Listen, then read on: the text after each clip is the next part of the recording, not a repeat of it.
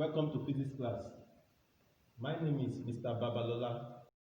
So today we want to talk about an aspect of physics which is very important, especially for physics students, and as we all know that we are going to do physics practicals in WAEC and NECO examination. And this physics is one of the important aspects of physics. We've discovered that a lot of students fail physics as a result of them not having good score in their physics practicals. So today I want to tell us how to put down our table, meaning that how to put down our observation anytime we are in the physics laboratory doing physics practical exams or physics practical activities. Now, I'm going to teach us how to record our table and also how to plot graphs. So I'm going to assume an experiment and I'm going to assume some values. So from there we can continue how to put down the table. So let me assume that we have an experiment on potentiometer and we were asked to record our length. Maybe we should move the length from 10 to 20 to 30, 40, 50, 60 and so on. Then we were asked to record our potential difference from the voltmeter given. So it is expected that students should record the length and it is expected that students should put the unit, which is the centimeter. And you should know that not putting the unit, there is a penalty for it. So let's say the length is 10, 20, 30, 40, 50. It is expected that students should record these values with decimal points, whether 1 or 2. You cannot record your table in this format, or you cannot record your value in this format without a decimal point. So let me use 1 decimal point. You can decide to use 2 decimal points, but whether you are using 1 decimal point or you are using 2 decimal points, you must be consistent. So if I'm using 1 decimal point, it must be consistent, and if I'm using 2 decimal points, I must be consistent. So after getting our length, after putting our length, then we can get our V. So let me assume some values. So let's say the first one is 0.20, second one 0.4, 0.50, 0.60, 0.70. So you can see I did not record 0.2 and later say 0.40, or later I say 0.5. You know, it's either you record to 1 decimal point and you are consistent with it, or you record to 2 decimal points and you are consistent with it. So as you can see, I recorded my V in 2 decimal points and I recorded my L in 1 decimal point. So if you like, you can make it 2 decimal points, 2 decimal points, or 1 decimal point, 1 decimal point. You must be consistent in that number of decimal points. Is that okay? So now let's assume that they ask us to find V inverse, and the unit for V inverse is also V inverse, and we were asked to find L inverse.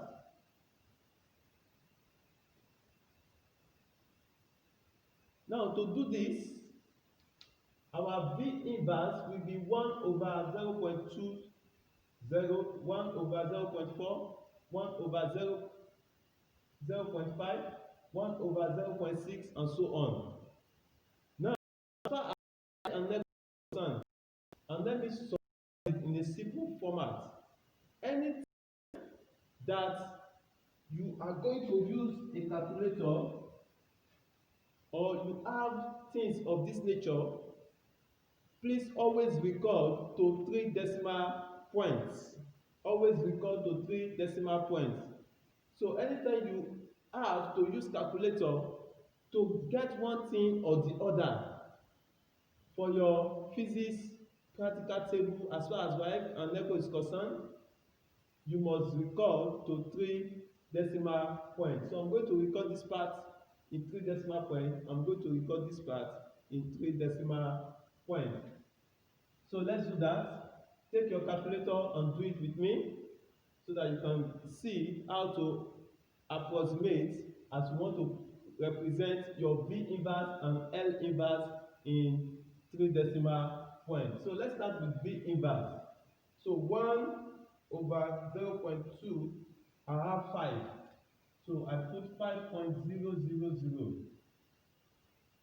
1 over 0.4, I have 2.500. So you can see 3 decimal points.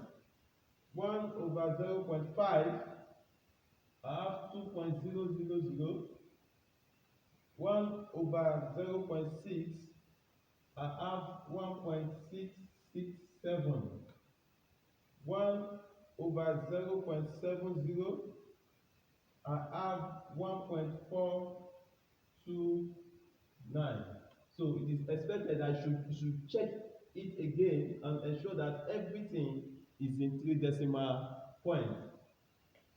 So for L inverse, 1 over 10, I have 0.100. For this, 1 over 20, I have 0.050. 1 over 30, I have 0.033. 1 over 40, I have 0.025. 1 over 50, I have 0.020. So let me check again. Everything is represented in 3 decimal points. So I represented my V inverse and L inverse in decimal points because I need to use calculator to get that.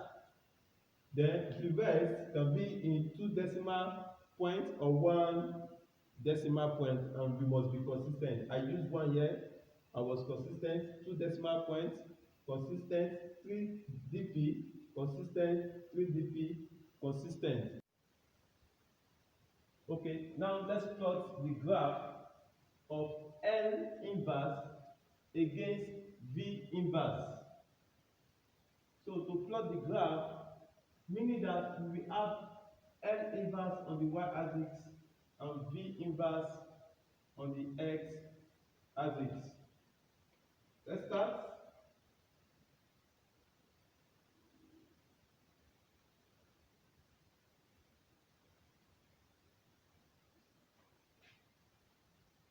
Zero comma 0.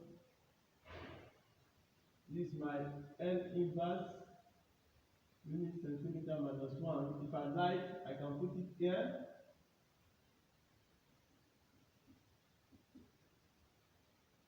Either you put it up clearly or you put it this way clearly. This is half mark. L inverse against V inverse.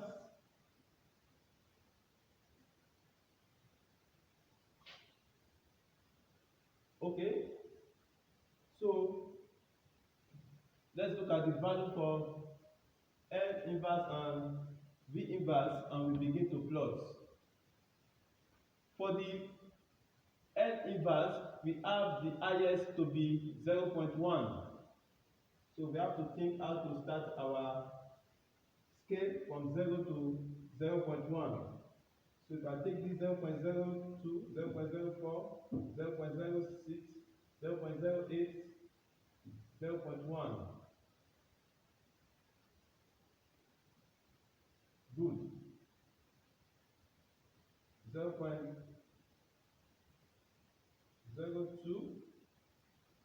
0.04, 0.06, 0.08, 0.10, 0.12. I may extend it. Please take note your graph, your total graph must take 2/3 of the graph book with variable. Okay, this is L inverse. So V inverse, the highest is 5. So 1, 2, 3, 4, 5. So I can put 6 here. So let's start plotting. V inverse, when it is 5, is going to L inverse 0.1. 5 to 0.1. So this 0.1. Okay. When V inverse is 2.5. So this is 2, 2.1, 2.2, 2.3, 2.4, 2.5. It's going to 0.05. 0.05. Need to trace it. This is 0.04. And this is 0.06. So this is 0.042, 44, 46, 48, 0.05.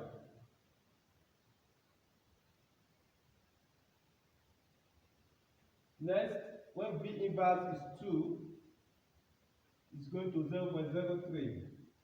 This is 0.02, 0.022, 0.024, 0.026, 0.028, 0.03. Next, V inverse is 1.67, 1.67. This is 1, 1.1, 1.2, 1.3, 1.4, 1.5, 1.6. This is 4.7. So in between 1.6 and 1.7. It's going to 0.025. 0.025 is 0.02, 0.022, 0.024, 0.025. You can put it in between or you put it at 1.7.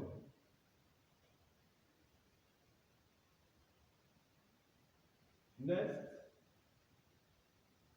V inverse 1.43. 1.43. This is 1, 1.1, 1.2, 1.3, 1.4. So it's going to 0.02. I have it here. So in my head, this is 3 marks. Next, we are going to take our lines of best fits.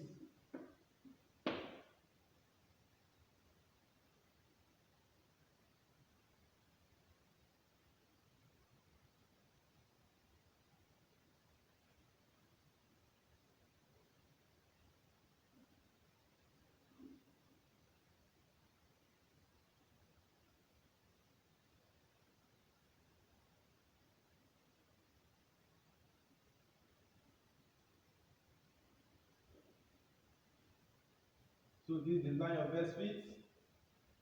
I have this. Next is to take our slope. So to take the slope, please, you must take a very big right angle triangle. Very, very important in WAEC and NECO. For you to get your 2 marks for slope, take a very, very big right angle triangle. So let me do that. I can take it from any point.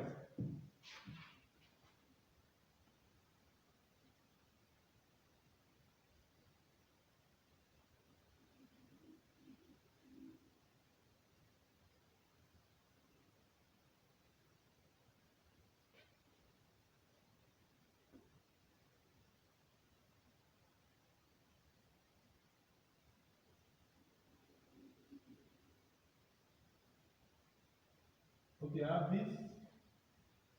So if I like this changing V inverse, and this is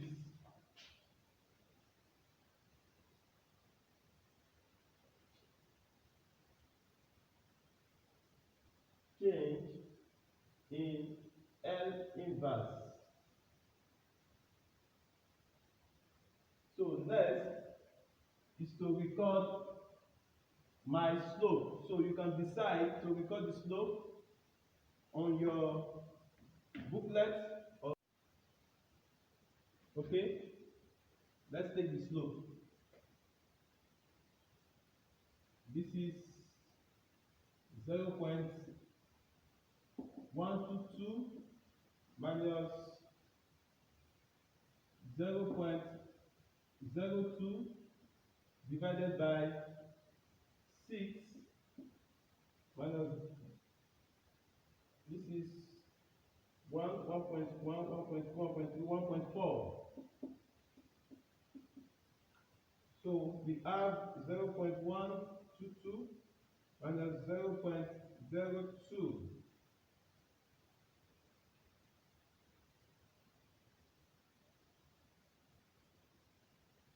We have 0.102 divided by, we have 4.6. So 0.102 divided by 4.6, that will give us 0.022. Then the unit is centimeter minus 1 slash V minus 1.